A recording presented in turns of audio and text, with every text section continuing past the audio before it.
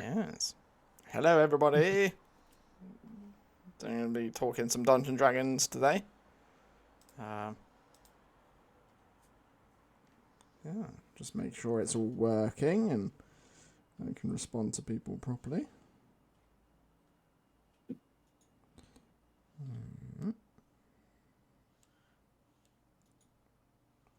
So, yes, tell us who you are and what we're going to be doing today a little bit. Hello, my name is my character. My online name is Helping Hand 23. My the character I'm playing in Dan's campaign currently is named Estelle, the Tabaxi apparent mind sorcerer. Or Nice. you can just or you can just call me Gabe.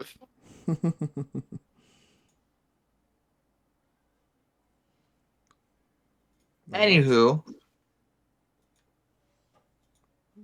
Anywho, we're going to be talking today about some new, well, some of the new features that possibly came out in the new book. I guess, or we can talk about, or we're going to talking about some ideas I have for this world, or we're going to talk about the new idea for stories of Mythos, little one-on-one D&D adventures.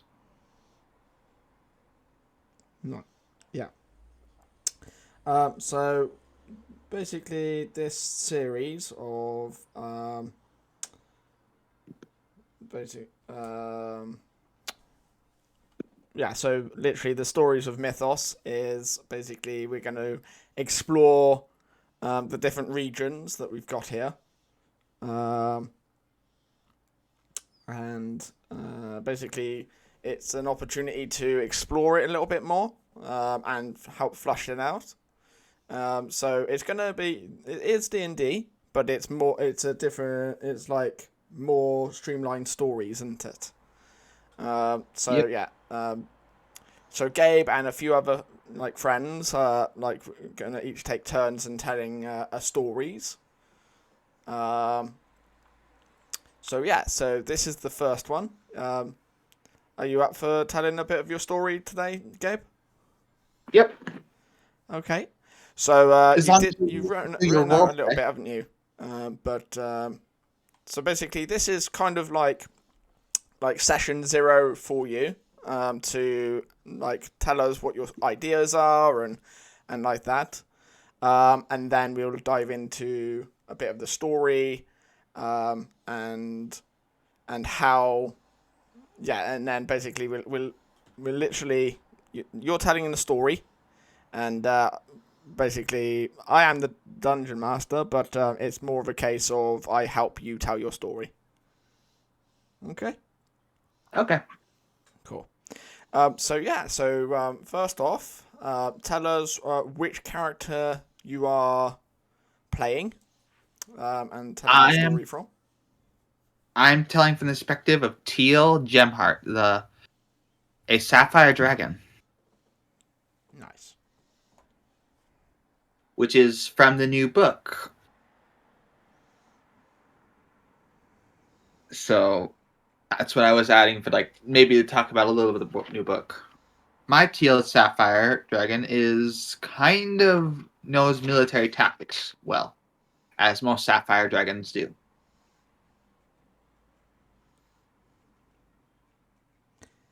He Okay. is currently he is current he is currently an adult one, and he was currently at a very profitable lair with a some humans to work together before anything happened. He was just a prof. He'd help humans plan out their cities and battles. That's what he did before anything happened to him.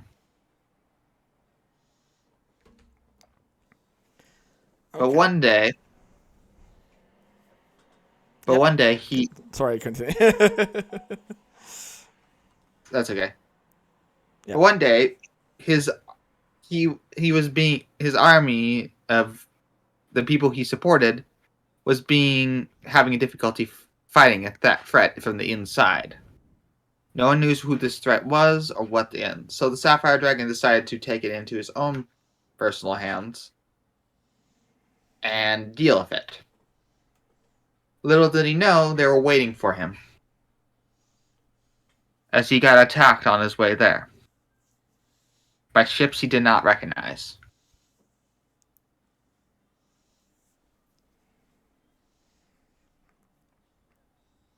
With tentacles on the front, these ships are called nautiloids, even though the Night Dragon did not realize it at first. He fought his best, took down a few of the ships, but it was eventually captured and was knocked unconscious. He was dragged. He woke up in a prison full of creatures he did not recognize, with tentacles for face and purplish skin.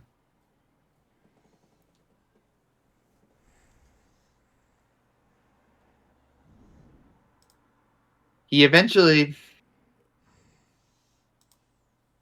figured out a way to escape because they didn't know because he used his breath weapon to break the chains that were binding him in the prison and bolted for the exit. It seems like whatever these creatures were underestimated Teal and his strength after being knocked out. They thought they could just carry him, as some of them tried to stop him, obviously. But none of them were a match with their little attacks, he called them. And he flew off. But when he got out, he saw an endless expanse of floating islands and black space. Little did he know he was in the Astral Sea. He had been taken from his world with no way home.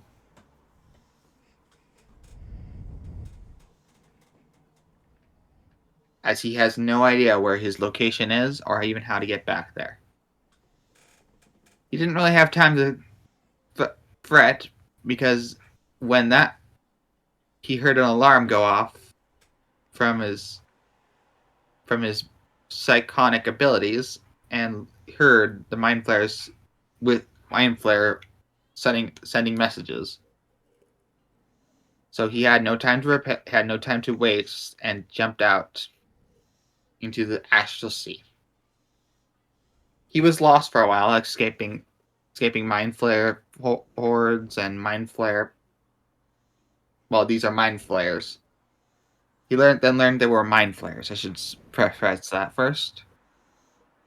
He avoided them for a while until he met the Gith. There were two forces, Gith and Githyank guy, and I can't remember the other one. I'm sorry. It's okay. You can always use your notes if you want to. Yep, Gith and Githyank guy, Mm. where he learned about the two warring factions and how they were working together to defeat a big mind flare threat. He, of course, thought, they hate mind flares, I have to deal with this problem. He wanted to work together. He set out a deal with them. Obviously, first was a suspicion, but eventually they learned to trust him to help to a little bit. That he would get a place to stay if he would help them fight the mind flayers and their army. He would be under a command of a Gith warrior. And that's where the story begins. Nice. So, you're all on a floating ship in the void in the Astral Sea. Yep. So tell us a bit about how the standard, tell us about a day in the life of these guys on this ship. They eat some weird slime I'm not familiar with. Mm-hmm. I miss giant spiders. They're They feed me it constantly. I'm annoyed by them. I have to go around and patrol with some of their with some of the Gith and Gith with the Gith or Githyank guy as they're constantly fighting and don't get along. Mm. But they all but to who should take me onto the ship on their trails. I honestly don't care. I need my I as long as we get the job done, I don't care. Mm. Obviously, they're not gonna. Obviously, this alliance is only kept together because of a threat of a return of whatever those creatures card. They're called mind flares, I think. Yeah. I have no idea what they wanted with me, though. I doubt they could do anything to a great big creature such as myself. So What? I sensed that you all were in grave peril and needed some help. So I came through a gate to assist you. So what can I do to assist? The Gith warriors come up and say, "Hey, what are you doing here first?" And they are gonna question you. I literally just told you what I'm doing here. I came in to assist you. If you're here to assist, go on and see what training you've got. Show us what training you got. And they send out a warrior to see what if you're capable. Okay. I think the fight goes in your favor very easily. But if you want to describe that fight. Well, we can. So this is where it deviates a little bit from standard Dungeons and Dragons. We can literally like say what happens as opposed to anything else. We can roll dice if there's like a random factor, but yeah. So basically, so Goldheart is in his human form, and he's got. So you can see this picture down here. It's basically what Goldheart looked like. And he's got his sword on his back and standard plate armor. And yeah, he more than happily takes this warrior up on his offer to show what he's made of. Yep. And yeah, so Goldheart unsheathes his bastard sword, does like a flurry, and then looks at the, what was it, Geth warrior, Gith? Yeah. Gith warrior, and says, when you're ready. And then the Gith, so the Gith warrior, Yep. what does he have? Like, what does he? He has a silver longsword Yeah. on his side and some patches from some scars of recent battles. Yeah. Seems like he's Githyank Yank guy. Yeah. And he immediately goes, let's start with this. And he tries to hold you in place with a telekinesis to go for a charge. Yeah. So as he reaches out with telekinesis, it hits a barrier around me, and like sparks of light come off of the effect of the telekinesis, and it doesn't take hold. And then I misty step behind him, and sweep his legs out from under him. You sweep So his leg. basically, you see is literally a flash of the barrier dispelling the spell, counterspelling it, and then I misty step, so you see like vapors where I was, and then behind him, and then I do a stunning strike, and basically that's what the sweep of the legs was. and the Gethai warrior hits the ground hard. Yep. And then I place the blade, my unsheathed blade, on his throat. But obviously not to hurt him, but to pin him to the ground. Like, do you surrender type thing. Like that. He surrenders, and they're like, he's an outworlder, though. So what? So We need all the help. upon him nodding in defeat, I do a flurry and sheath my sword back on my back, and then like reach out my hand like to offer him a hand up. He takes your hand. I help him up. He takes up, looks at you with confusion, and walks away. As this is happening, you see the Sapphire Dragon hears the two people talk upon themselves. He's an outsider. How do we know we can trust him? So as this is happening, one of these what was the tentacle ships? Yep. So one of these tentacle ships comes in to attack this floating mountain.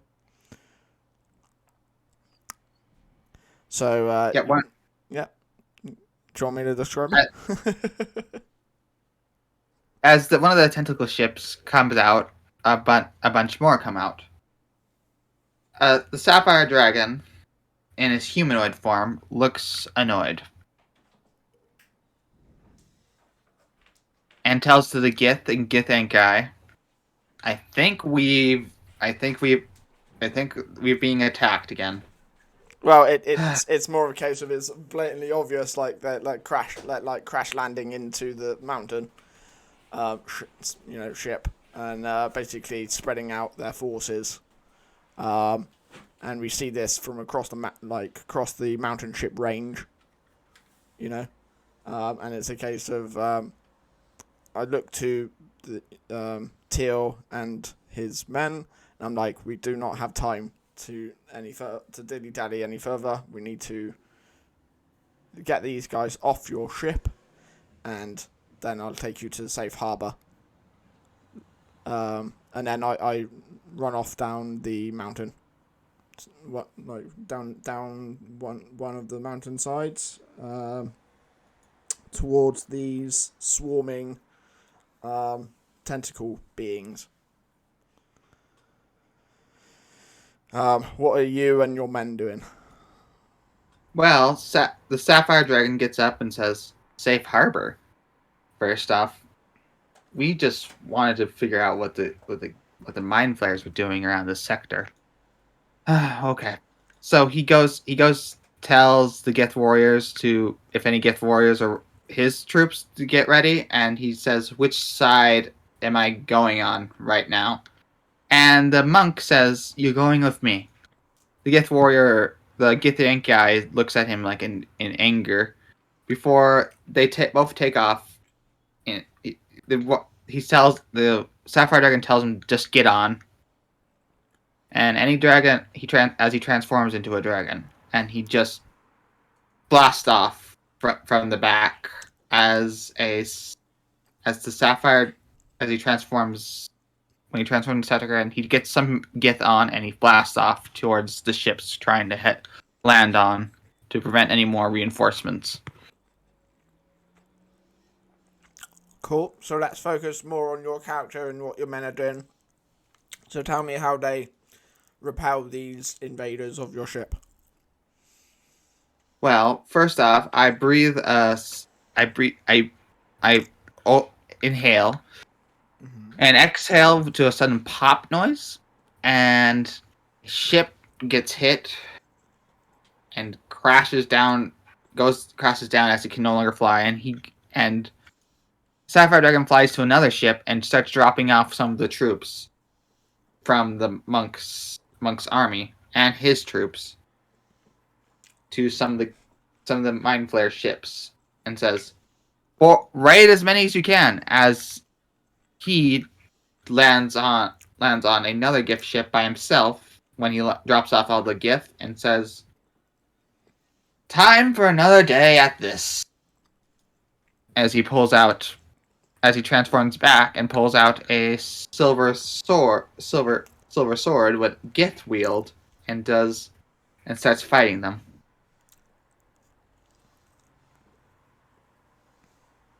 He starts slashing the mind flayers down left and right as he seems very used to this.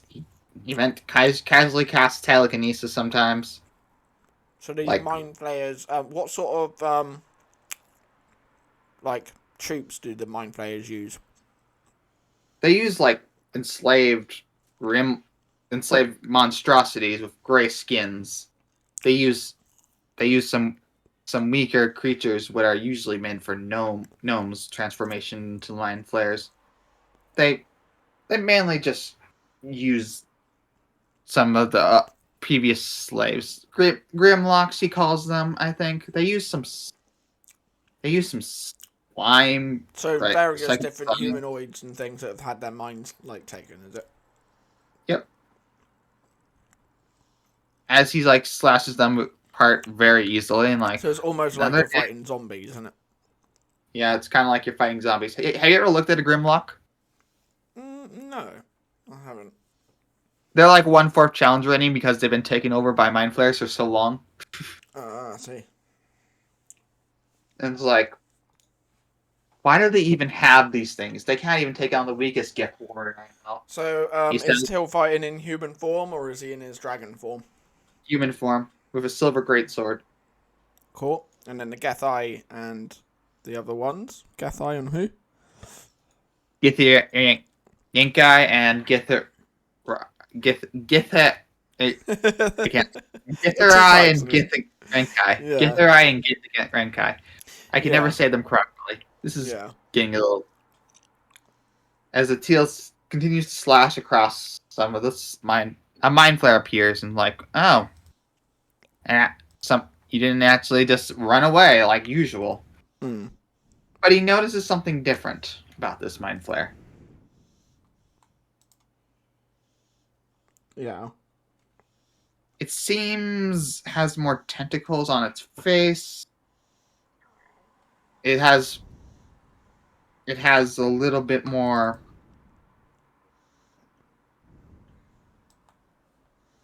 It has a whole bunch of some of their. Seems a little bigger. Has a staff in its hand, which is kind of rare for something like this. For him, and it has its intellect powers besides that. Oh, you're actually trying something new. Well, not new, just a different strategy, and then instead of just sending your mindless troops at us. I liked it better when you were just fighting us on yourselves. I could take you on easily, but it made it faster to take you guys out. And he goes in to take on some intellect hours as they constantly try to take over his head and he has to take over his mind with their psychic attacks. So how is he repelling the mind flayers? How is he repelling them? He's using his knowledge of what they do because he's experienced these before. Yeah. And constant repelling them. And he's like, the mind flare just seems frustrated and as it was and he's like, this again. Yeah. What he says this again, and he's really annoyed with these people and just continuing slashing the brains of these things. As he eventually reaches them, he sees that the mind flare just looks at him. Mm. And then just turns invisible, and he's like, gosh darn it, not this again. Not one of these again. As it casts invisibility. So... And it tries to whisper in the ear, you should have gave up when you... And he just stabs it, and you should not talk to me while you're invisible. It gets annoying. and your voice kind of gives you away. And then it proceeds to cut it in half. Yeah. Okay. By now, the gift warrior should have taken care of whatever this is. I'm going to take over the ship with any remaining mind flares on it. And get some more resources for the Gith and Githyan Guide to study their ships again. If it was the army of dragons, this would have been done years ago. But of course, I'm stuck with these people. As you see, he does not have very high opinion on Gith or Githyan Guy or Gith for various reasons. Mm. As he gets to the ship, and he's like, and he sends a message, touches some orbs on the ship, what looks like with psychonic crystals like things in the ship, and he's like, touches the thing, orb, and says, testing 1, 2. If any Gith warriors should hear you, I have taken over one of their ships. Anyone?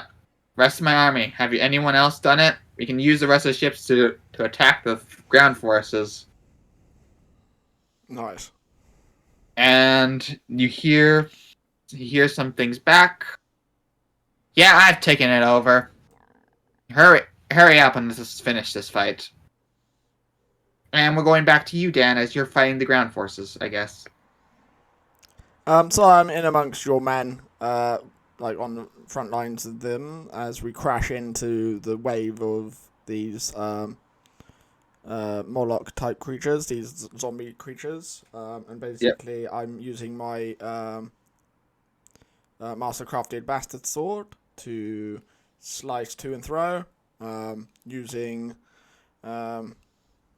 various forms of martial arts and light-based spells, both defensive and offensive, and healing wounds as we go. So, yeah, I'm just helping your men hold the line, basically. But this is more your character's fight than my character's fight. So, yep. As these creatures continue to fight, you see some of the ships returning. Worried for a second that they've won, you see them shooting lasers at the mind flares. yeah. As some people come out, and you see Gith warriors.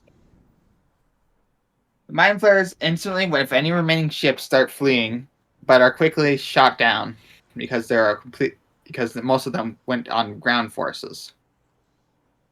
Seems like they weren't expecting us to appear. As we go into the battle, most of the mind flayers are taken out or killed. The Gith don't seem to really want any prisoners. Sapphire Dragon sighs at this. Sometimes a prisoner is good for the people. As he's talking to some of the Githyank guy, and they're like, no. We're killing them all. Yeah. Sometimes it's good to figure out what they were. He eventually lands the ship, goes to you, and the Gith and Githyank guy come up to Dan Goldheart and say, we don't know much about you, warrior. You just kind of showed up right before the Gith attacked. We don't know why they were in this sector, and we were just wondering, what's your plan here? I have the gift of foresight, and I saw that you would need my help in defending your ship, and I came to assist. That's why I arrived just before they did. But I understand that it looks suspicious, and you are right to be suspicious, and have that mindset when dealing with the Mind Flayer threat. But I came to offer all of you a safe haven. I have a world that I protect. And I am always looking for allies to defend against such abominations as we're fighting now. Would safe. you or any of you be interested in helping me defend my world against these abominations, and in return, it become a safe haven for you guys? The gift look and like as long as we get to fight the mind players, it would be a great base of operations if it's safety. But just to know, we want to possibly speak out that world. The Sapphire Dragon just goes up and says, "As long as it gets me out of as long as it gets me out of this area, I'm fine. I've been hunted. As long as I have like a safe haven, I'm fine with it. Just make sure that if you're, just let you know, if you're tricking us, there will be consequences. Yeah, Trust what's me, the I have name to." of your ship? Do you have a Let me name of check. the ship, of the mountain ship? Yeah, don't really have very many ship names, but I've called it Like Teal. What's his ship's name? the the mountain and the star. I can't remember now. Have you got it written down anywhere? I did, but I think it's messed up in a pile Mostly of because I'm notes. updating the map. So I'm just putting your location in. So if you've The got the name of it, I can type it in now. the space the space the space co- the colony X colony X arc. So X arc. Yep. How are you This is spelling the that? X arc. yep colony X arc, and Teal's like, this is the 10th ship we've had, which hasn't been taken down. What's been not been taken down by the mind players. The first 9 were taken out.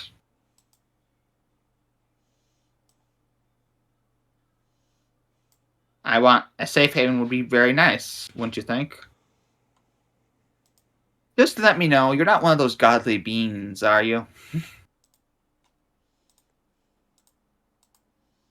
Oh, dude. He's asking. Um, I am. Your hesitation says Sorry, otherwise. I'm sorting out a color. You're blue, yes. Yep.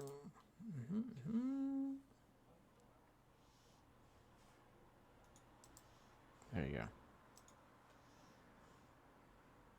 As he says again, are you one of those godly beings? You hesitated. That's because I am sorting this out. But Goldheart smiles and says, "Is it so bad to have godly beings on your side?" Ah, most gem dragons don't have really I aren't know, really I know. gods very much. But you do have the desire to fight these abominations, yes? Oh, definitely. They took me from my original world. I have no idea how to get back, and I want payback. Well, how about you come and help me defend my world against these and other monstrosities, and in return it's a safe haven for you until you find your home again. Not this much left, but sure. I'll take that deal. Brilliant. And so Goldheart shows you the coordinates of, basically opens up a space rift portal big enough for the ship to go through. And you basically end up where Mythos is. And you come, Yep. so basically as we're coming into Mythos, basically you see this world surrounded in mist in the Astral Sea. And as we come down, you see divine, like magical barrier, um, sort of react, and Goldheart welcomes your ship in. and basically you land on the planet. Goldheart directs you to land. And basically that is what, if you see on the stream now, basically Exarch is the mountain here. This whole mountain is your Oh, nice. yeah, so Exarch is here. So that's your ship, basically, disguised as a mountain. Alright. So basically that is the story of Exarch and Teal up in the mountains. The backstory of it. And basically we'll be hearing Teal again, won't we? In the story. Yep. Because basically Goldheart is given, like, basically Goldheart set Teal up as a professor in the Azure Society, as master of crystals, being a crystal dragon. And so yeah, that's the story, isn't it, so far? Yeah, I feel like I could have handled that better, but I did my best. Well, this is like how we're going to do the story times, and basically this isn't the end of your story. So write up some more, and then come and talk to us again some more about Teal, and you'll be writing other characters, and we'll be talking about characters and locations and how things have come to be on Mythos in as a whole. Anyway. So we'll be exploring some of these other unknown towns and locations as we tell the story. Yeah? Yep. So, brilliant. Save changes, yes. There we go. Brilliant.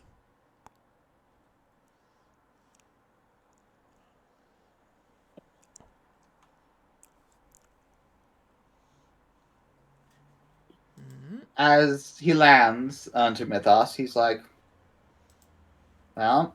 Export the image with Exarch on it, yes. Yep. And he's like... Falkirk 2, nice. As he's like, well, this is my place now. So, yeah, that's what we were doing for that bit of the stream. So, let us wrap that up here. Nice first episode of this. So yeah, thank you everybody for stopping by. We're ending the stream like that.